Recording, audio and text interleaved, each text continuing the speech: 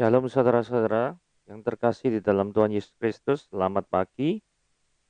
Renungan kita pada hari ini membahas Yesus di dalam kitab Taurat memang ada ya. Bukannya Yesus baru disebut di dalam perjanjian baru. Nah ini kok bisa-bisanya ada di dalam perjanjian lama. Nah kemudian kita akan nanti membahas sedikit tentang ikan Petrus di Danau Galilea. Oke, mari kita lihat pembacaan firman Tuhannya diambil dari Lukas pasal yang ke-24 ayat 36 sampai 49. Dan sementara mereka bercakap-cakap tentang hal-hal itu, Yesus tiba-tiba berdiri di tengah-tengah mereka dan berkata kepada mereka, "Damai sejahtera bagi kamu." Mereka terkejut dan takut dan menyangka bahwa mereka melihat hantu. Akan tetapi ia berkata pada mereka, "Mengapa kamu terkejut dan apa sebabnya timbul keraguan-raguan di dalam hati kamu?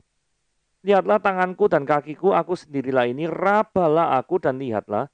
Karena hantu tidak ada daging dan tulangnya seperti yang kamu lihat ada padaku." Sambil berkata demikian, dia memperlihatkan tangan dan kakinya kepada mereka. Dan ketika mereka belum percaya karena girangnya dan masih heran, berkatalah ia kepada mereka, "Adakah padamu makanan di sini?" Lalu mereka memberikan kepadanya sepotong ikan goreng. Ia mengambilnya dan memakannya di depan mata mereka. Ia berkata kepada mereka, "Inilah perkataanku yang telah kukatakan kepadamu ketika aku masih bersama-sama dengan kamu, yakni bahwa harus digenapi semua yang ada tertulis tentang aku dalam kitab Taurat Musa dan kitab Nabi-Nabi dan kitab Mazmur." Lalu ia membuka pikiran mereka sehingga mereka mengerti kitab suci. Katanya kepada mereka, "Ada tertulis demikian, Mesias harus menderita dan bangkit dari antara orang mati dan pada hari yang ketiga. Dan lagi pada namanya, dalam namanya, berita tentang pertobatan dan pengampunan dosa harus disampaikan kepada segala bangsa mulai dari Yerusalem. Kamu adalah saksi dari semua ini. Dan aku akan mengirimkan kepadamu apa yang dijanjikan Bapakku. Tetapi kamu harus tinggal di dalam kota ini sampai kamu diperlengkapi dengan kuasa dari tempat yang maha tinggi." Oke, sekarang kita masuk kepada tujuan penampakan Yesus. Apa sih sebenarnya tujuan penampakan Yesus? Karena di ayat 36 dikatakan Yesus tiba-tiba berdiri di tengah-tengah mereka. Berarti kan ada penampakan ya. Dan berkata kepada mereka, "Damai sejahtera bagimu." Pertanyaannya, mengapa Yesus perlu menampakkan diri berulang-ulang, tidak cuma satu kali, tapi berulang-ulang kepada para muridnya? Pasti ini ada maksudnya. Maksudnya adalah gini, karena di sana beredar rumor bahwa Yesus ini sudah bangkit gitu ya toh. Ada beberapa orang itu nggak percaya. Padahal faktanya memang Yesusnya sudah bangkit. Ini bisa kita lihat di sini ya. Dan sementara mereka bercakap-cakap tentang hal-hal itu. Yaitu hal-hal yang berhubungan dengan Yesus benar bangkit apa enggak ya? Apakah iya Yesus itu bangkit? Apakah benar Yesus itu bangkit? Nah, hal-hal yang seperti ini yang mereka sedang bercakap-cakap gitu ya. Bukti bahwa beberapa tidak percaya adalah demikian. Matius 28 ayat 17. Ketika melihat dia, mereka menyembahnya, tetapi beberapa orang ragu-ragu. Berarti saat itu di abad pertama ada orang yang memang ragu-ragu. Tapi ada orang yang percaya dan buktinya menyembah Yesus. Di dalam Lukas 11 ayat 10 sampai 11 dikatakan, perempuan-perempuan itu, Maria dari Magdala dan Yohana, Maria ibu Yakobus dan perempuan-perempuan lain juga bersama-sama dengan mereka memberitahukannya pada rasul-rasul. Memberitahukan apa saudara-saudara? Memberitahukan bahwa Yesus sudah bangkit. Tapi bagi mereka, perkataan-perkataan itu seakan-akan omong kosong. Dan mereka, ini rasul-rasul ya, tidak percaya kepada perempuan-perempuan itu. Jadi rasul pun juga tidak percaya. Oke, kita lihat lagi ya. Yohanes 20 ayat 25 dikatakan dengan jelas sekali. Maka kata murid-murid yang lain itu kepadanya, "Kami telah melihat Tuhan." Tetapi Thomas berkata pada mereka, "Sebelum aku melihat bekas paku pada tangannya, dan sebelum aku mencucukkan jariku ke dalam bekas paku itu, dan mencucukkan tanganku ke dalam lambungnya, sekali-kali aku tidak akan percaya." Thomas pun tidak percaya. Saya rasa 3 ayat ini cukup ya untuk memberikan bukti bahwa memang di saat itu tidak mudah untuk percaya adanya orang yang bangkit dari kematian. Saudara pasti sulit sekali menerima ini. Saudara perhatikan baik-baik ya, misalkan saudara bekerja di tempat kerja saudara, terus biasa di depan saudara itu ada, kalau malam misalkan ya, ada jualan nasi goreng tuk-tuk atau tahu tek, tahu telur atau apapun lah ya. Terus tiba-tiba tukang tahu telur ini meninggal dunia, misalkan. Misalkan ya, sekali lagi misalkan. Terus setelah itu beberapa hari kemudian ada orang yang mengatakan, tukang tahu telurnya bangkit lagi. Saudara kira-kira tetap mau membeli tahu telurnya apa enggak ya? Takutnya itu tahu telurnya, waduh ini yang ngulek sambelnya petisnya siapa ini ya gitu ya. Orang atau bukan ini? Takut kan ya? Nah, demikian juga halnya dengan ketika orang-orang mendengar Yesus bangkit. Hah? Bener aja bro. Masa bangkit dari kematian? Nah, ketika hal ini rumor-rumor itu bicara, berita simpang siur, Yesusnya tiba-tiba muncul. Kok wagetnya setengah mati nih ya. Nah, kenapa? Sekali lagi kembali ke pertanyaan semula. Kenapa kok harus menampakkan diri? Karena Yesus, jawaban pertama ya, karena Yesus akan memakai para muridnya sebagai duta pekabaran Injil keselamatan. Jikalau murid-murid ini akan dipakai sebagai pemberita Injil Yesus Kristus, yang akan memberitakan Yesus itu sebagai Tuhan dan Juru Selamat. Tapi mereka tuh tidak yakin terhadap pesan yang mereka beritakan. Bagaimana bisa mereka melakukan pekerjaannya itu dengan sangat baik? Nggak mungkin kan? Karena nanti di dalam Matius pasal yang ke-28, ayat 19 sampai 20 dikatakan, karena itu pergilah jadikanlah semua bangsa muridku, dan baptislah mereka dalam nama Bapa, Anak, dan Roh Kudus. Dan ajarlah mereka untuk melakukan segala sesuatu yang telah kuperintahkan kepadamu. Dan ketahuilah aku menyertai kamu senantiasa sampai pada akhir zaman. senantiasa sampai pada. Berarti ini jelas bahwa berita daripada keselamatan ini akan diteruskan pada para murid Yesus. Para murid Yesus harus mengabarkan Injil ke seluruh dunia. Kalau misalkan mereka itu tidak tahu atau tidak yakin, Yesus ini bangkit apa enggak? Ya ini bisa bubar jalan ini, acara ini ya. Oke, itu alasan pertama, yaitu misi pekabaran Injil. Yang kedua adalah Yesus ingin membuktikan diri bahwa kehadirannya, kebangkitannya, itu memang nggak bisa didinai atau ditolak oleh pihak manapun. Saudara perhatikan ayat 39. Ini merupakan jawaban dari Yohanes pasal yang 20 ayat 25. Yesus bilang ini, lihatlah tanganku dan kakiku, aku sendirilah ini. Rabalah aku dan lihatlah. Karena hantu tidak ada daging dan tulangnya, seperti yang kamu lihat ada padaku. Nah maksudnya gini, di depan mata Anda sekarang, itu ada Yesus. Raba, sentuhlah dia. Ini yang jadi jawaban apa? Thomas kan bilang, sebelum aku menunjukkan jariku dan tanganku ke dalam lambungnya, maka aku tidak akan percaya. Sekarang nggak ada alasan lagi bagi Thomas untuk nggak percaya. Jadi bukti itu sedemikian jelas dan terang benderang. Sehingga Thomas tidak bisa mengelak. Masih dalam bukti yang tidak terelakkan. Dan ketika mereka masih belum percaya karena girangnya dan masih heran. Karena mereka antara kaget dan senang gitu ya. Loh, oh iya ya bangkit sungguhan ini. Luar biasa nih. Terus berkatalah Yesus ngomong ini, masih kurang bukti seolah-olah gitu ya. Adakah padamu makanan di sini? Lalu mereka membawa kepadanya sepotong ikan goreng. Wajar ya. Karena pekerjaan mereka adalah nelayan, berarti makanan yang paling umum di sana yo ikan digoreng. Ia mengambilnya dan memakannya di depan mata mereka. Maksudnya gini loh, kalau mereka itu takut itu hantu yang ada di depan mereka, maka yang terjadi adalah hantu tidak bisa makan ikan goreng. Jadi hantu tidak bisa menikmati ikan bakar Cianjur, apa itu tidak bisa itu ya. Jadi nggak bisa. Oke? Nah, mumpung bicara masalah dunia perikanan, maka saya akan mencoba menerangkan tentang ini ya. Jadi simbol kekristenan di abad pertama itu disebut adalah ichthus. Ini tulisannya bacanya ichthus. Ichthus ini adalah singkatan dari pada Ioseus, Christos, Theos, Huios, soter. Artinya, Yesus Kristus, anak Allah, juru selamat.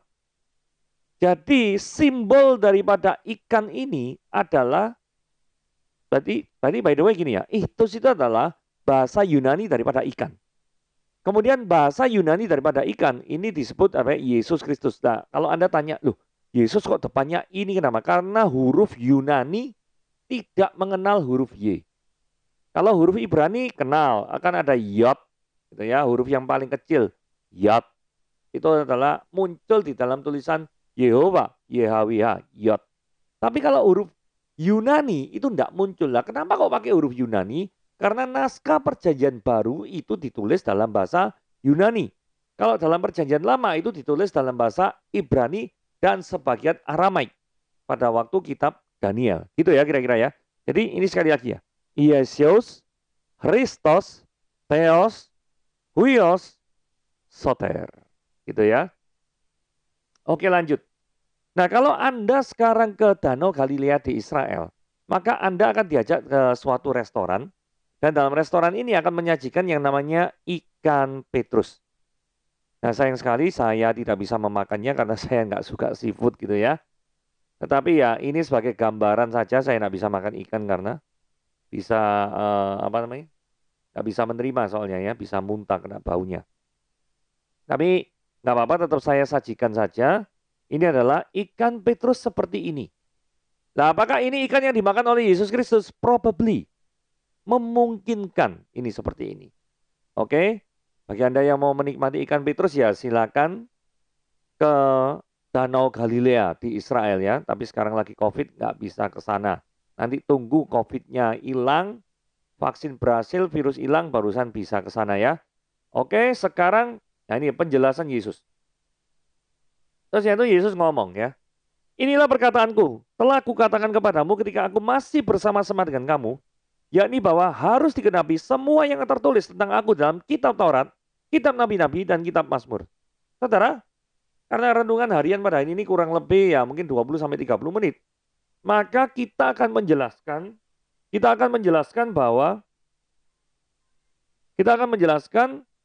Yesus yang tertulis di dalam kitab Taurat Musa.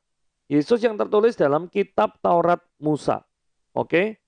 Nah, karena kalau kita membahas nanti kitab Nabi, kitab Mazmur itu tidak akan keburu. Karena ini ada pembahasannya detail. Apakah memang benar sesuai dengan judul di sini ya? Kalau Anda lihat ya. Yesus di dalam kitab Taurat memang ada ya. Nah, kitab Taurat ya. Kitab Taurat kan kitabnya Musa ya. Jadi kalau hari ini kita fokuskan pada kitab Taurat Musa. Oke, sekarang mulai kita penyelidikannya ya. Kitab Taurat Musa, nah ini ulangan 18 ayat 18. Seorang nabi akan kubangkitkan bagi mereka dari antara saudara mereka, seperti engkau ini Musa. Aku akan menaruh firmanku ke dalam mulutnya, dan ia akan mengatakan kepada mereka segala yang kuperintahkan kepadanya. Nah dari sini bisa dikatakan bahwa seorang nabi kubangkitkan bagi mereka, dari antara saudara mereka. Kita analisa satu persatu. Ada 3 bagian di sini ya. Dari antara saudara mereka. Yang kedua, ciri khas daripada nabi itu adalah seperti Musa. Ciri khas yang itu. Ciri khas yang ketiga, aku akan menaruh firmanku ke dalam mulutnya dan ia akan mengatakan kepada mereka segala yang kuperintahkan kepadamu. Ingat ya 3 alasan ini ya. 3 nabi yang kubangkitkan seperti Musa ini, apakah merujuk pada Yesus? Penyelidikan kita seperti itu. Mari kita mulai. Dari antara saudara mereka. Frasa yang merah ya, yang merah ini ya. Kita selidiki ini. Dari antara saudara mereka. Nah kalau kita lihat, frasa dari antara saudara mereka, itu menunjukkan bahwa Nabi itu bukan dari suku Lewi. Karena konteks ulangan 18 ayat 18 ini, Tuhan itu berbicara kepada suku Lewi. Imam-imam orang Lewi, seluruh suku Lewi, janganlah mendapatkan bagian milik pusaka bersama-sama dengan orang Israel. Dari korban api-apian kepada Tuhan dan apa yang menjadi miliknya harus mereka mendapat rezeki. Sebab dialah yang dipilih oleh Tuhan Allahmu dari segala sukumu supaya ia senantiasa melayani Tuhan dan meninggalkan kebaktian demi namanya ia dan anak-anaknya. apabila seorang Lewi, nah berarti yang ini ya, perhatikan ya, ini ayat 1, ayat 5, ayat 6, semuanya bicara tentang suku Lewi. Nah, kemudian ada frasa dari antara saudara mereka. Berarti seolah-olah konteksnya bicara pada suku Lewi, kemudian ngomong dari antara saudara mereka. Jadi nabi itu bukan berasal dari suku Lewi. Ini yang paling penting. Nabi itu berasal dari 11 suku yang lainnya. Saudara nangkep ya ini ya. Karena gini, ada orang yang mengartikan frasa dari antara saudara mereka ini. Ngomong gini, loh mereka ini kan orang Israel.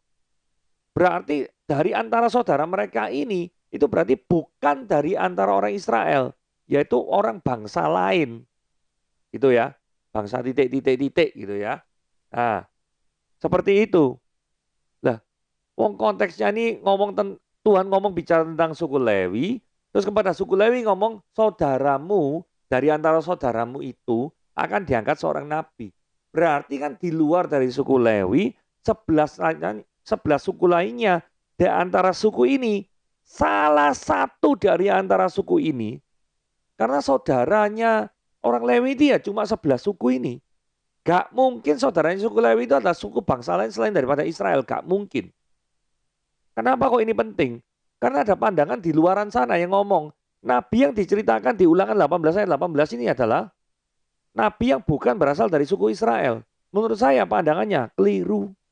Jadi Nabi itu bukan berasal dari suku Lewi, tapi masih dalam ruang lingkup suku Israel. Penting ya ini ya, bangsa Israel. Nah, kita menyelidiki frasa seperti engkau ini. Oke? Nah, Ulangan 34 ayat 10 dikatakan seperti Musa dikenal Tuhan dengan muka. Tidak ada lagi nabi yang bangkit dari antara orang Israel. Dalam apa? Dalam segala hal tanda dan mujizat. Tanda dan mujizat. Yang dilakukannya atas perintah Tuhan di tanah Mesir. Terhadap Firaun dan terhadap semua pegawainya dan seluruh negerinya. Dalam segala hal perbuatan kekuasaan dan segala kedahsyatan yang besar yang dilakukan Musa di depan seluruh orang Israel. Perhatikan baik-baik. Nabi yang seperti Musa ini. Peranannya Musa itu apa sih? Bersifat pengantara. Karena apa? Musa memiliki dua fungsi, yaitu sebagai nabi, penyambung lidah dari Allah kepada manusia, dan sebagai imam, dari manusia kepada Allah. Musa juga disebut sebagai nabi yang besar yang dikenal Tuhan. Muka dengan muka. Ini ya, berhadapan muka dengan muka. Kemudian dia juga mengadakan sign and wonders, mengadakan tanda-tanda mujizat. Jadi seperti Musa, yang disamakan adalah hal-hal ini. Bersifat pengantara, nabi besar, berhadapan muka, dan mengadakan sign and wonders. Nah sekarang kita lihat, apakah Yesus termasuk seperti Musa ini? Mari kita lihat. Yesus disebut nabi. Buktinya mana Yesus disebut nabi? Matius 13 ayat 57. Lalu mereka kecewa dan menolak dia. Maka Yesus berkata pada mereka yang menolak dan kecewa terhadap dia. Seorang nabi dihormati di mana-mana kecuali di tempat asalnya sendiri dan di rumahnya. Nah, kejadian Matius 13 itu adalah Yesus berada di tempat tinggalnya. Berarti Yesus mengidentifikasinya dirinya dengan seorang nabi. Dan karena ketidakpercayaan mereka itu tidak banyak mujizat diadakannya di situ. Ini anggap ya, Yesusnya disebut nabi. Gak percaya? Jelas ini kita lihat Kisah Para Rasul ayat 3, 21 dan 23. Kristus itu harus tinggal di sorga. Berarti ayat 3, pasal 3 ayat 21 dalam Kisah Para Rasul itu membicarakan tentang Kristus itu. Terus ayat 22 ini ngotep persis Ulangan 18 ayat 18. Bukankah telah dikatakan Musa, Tuhan Allah akan membangkitkan bagimu seorang nabi dari antara saudara-saudaramu sama seperti aku. Dengarkanlah dia dalam segala sesuatu yang dikatakan kepadamu. Dan akan terjadi bahwa semua orang yang tidak mendengarkan nabi itu, nabi yang dibicarakan di ayat 22, merujuk pada ayat yang sebelumnya yaitu Kristus itu. Berarti nabi ini merujuk pada Yesus Kristus, bukan nabi yang lain. Keliru kalau Anda menyebut nabi yang lain. Nah pertanyaannya, bersifat pengantara itu ada dua, berfungsi sebagai nabi dan berfungsi sebagai imam besar. Pertanyaannya, apakah Yesus berfungsi sebagai imam besar? Jawabannya, ya. Mana buktinya? Ibrani 4, pasal 14 ayat 16. Karena kita sekarang punya imam besar agung yang telah melintasi semua langit, yaitu Yesus anak Allah. Baiklah kita teguh berpegang pada pengakuan iman kita. Perhatikan baik-baik. Yesus anak Allah disebut apa? Imam besar yang agung. Imam besar yang agung ini turut bisa merasakan kelemahan-kelemahan kita. Dia sama seperti kita, hanya tidak berbuat dosa. Oleh sebab itu karena imam besar agung inilah kaitannya sama penebusan, yaitu apa? Kita mempunyai keberanian menghampiri tahta kasih karunia. Karena apa? Dosa kita sudah disucikan dan ditebus oleh pengantara imam besar yang agung ini. Sekali untuk selamanya. Tetapi fungsi daripada saya menunjukkan Ibrani pasal yang 4, ayat 14 dan 16, itu untuk menunjukkan bahwa Yesus itu disebut sebagai imam besar yang agung. Oke? Nah sekarang pertanyaannya kita sudah selesaikan, yaitu kata seperti bersifat pengantara sudah dijelaskan. Yesus disebut nabi, Yesus disebut imam. Sekarang yang berikutnya adalah Musa adalah nabi besar yang dikenal Tuhan berhadapan muka dengan muka. Pertanyaannya, apakah Yesus berhadapan muka dengan Bapa? Yes. Buktinya mana? Yohanes 1 ayat 18. Tidak seorang pun yang pernah melihat Allah, tetapi anak tunggal Allah yang ada di pangkuan Bapa, dialah yang menyatakannya. Jadi frasa berhadapan muka itu menunjuk pada relasi yang dekat dengan Allah. Allah itu berkenan dengan pribadi yang berhadapan muka dengannya. Dan pribadi itu adalah Yesus Kristus. Karena di sini katakan, tidak ada seorang pun yang pernah melihat Allah. Memang tidak ada. Tetapi berarti dikontraskan, Yesus anak tunggal Allah itu pernah melihat Allah. Wong ada di pangkuan Bapa kok. Gak mungkin kan ada di pangkuan Bapa, merupakan suatu relasi yang dekat sekali dengan Bapa, tetapi tidak berhadapan muka. Kan gak mungkin. Benar gak? Nah, berarti kita bisa membuktikan. Apakah Yesus berhadapan muka sama seperti Musa berhadapan muka dengan Bapa? Jawabannya yes, ada buktinya. Kemudian, apakah Yesus melakukan mujizat? Yes. Yesus banyak sekali, so many verse that declare or state that Jesus perform miracle and wonders. Jadi banyak ayat sekali yang menyatakan Yesus itu melakukan mujizat. Contohnya Lukas 7 ayat 22 dikatakan, orang buta melihat, orang lumpuh berjalan, orang kusta jadi tahir, orang tuli mendengar, orang mati dibangkitkan, dan kepada orang miskin diberitakan kabar baik. Dan berbahagialah orang yang tidak menjadi kecewa dan menolak aku. Saudara, ini sangat luar biasa sekali ya. Jadi tidak mungkin kalau Yesus tidak melakukan mujizat. Yesus melakukan mujizat, saudara-saudara. Jadi kalau kita lihat, seperti engkau ini bersifat pengantara. Musa adalah nabi besar face to face, mengadakan tanda-tanda mujizat. 3 hal ini semuanya sudah digenapi dalam diri Yesus Kristus. Jadi kalau mengambil kita kembali ke sini, Yesus menjelaskan bahwa harus digenapi semua yang ada tertulis tentang aku di dalam perjanjian lama, di dalam kitab Taurat. Kita sudah buktikan bahwa di dalam perjanjian lama, dalam hal ini Ulangan 18 ayat 18, itu adalah bercerita tentang Yesus Kristus. Ada 3 ciri-cirinya sudah kita buktikan secara bersama-sama, itu merujuk pada Yesus Kristus. Kita perjanjian baru mengutipnya terutama dari Kisah Para Rasul ayat yang ketiga, pasal yang ketiga, ayat yang ke-22, itu juga merujuk jelas kepada Yesus Kristus. Jadi, melalui penjelasan-penjelasan seperti ini, maka murid Yesus itu menjadi percaya. Gitu ya. Kalau kita lihat lagi. Lalu ia membuka pikiran mereka, sehingga mereka mengerti kitab suci. Mereka mungkin tidak mengerti selama ini hubungan antar kitab suci satu dengan kitab suci lain. Mungkin saudara yang mendengar firman Tuhan pada hari ini juga tidak pernah mengerti. Oh, gitu ya, Yesus tuh pernah diceritakan ternyata dalam perjanjian lama ya. Saya baru tahu loh. Gak apa-apa.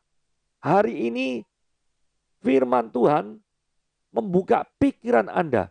Sehingga Anda bisa mengerti tentang Yesus yang diceritakan dalam perjanjian lama. Karena memang ini masih ada ya. Kan ini ada utang tertulis dalam kitab nabi-nabi, buktinya mana? Kitab Mazmur buktinya mana? Ya, karena ini terbatas oleh waktu, mungkin kapan-kapan kita akan membahasnya Yesus yang tertulis dalam kitab nabi-nabi itu buktinya seperti apa? Yesus yang tertulis dalam kitab Mazmur buktinya apa? Oke, tapi sampai hari ini kita bicara tentang pembuktian Yesus yang tertulis dalam kitab Taurat Musa. Oke, sekian renungan kita pada hari ini. Tuhan Yesus memberkati.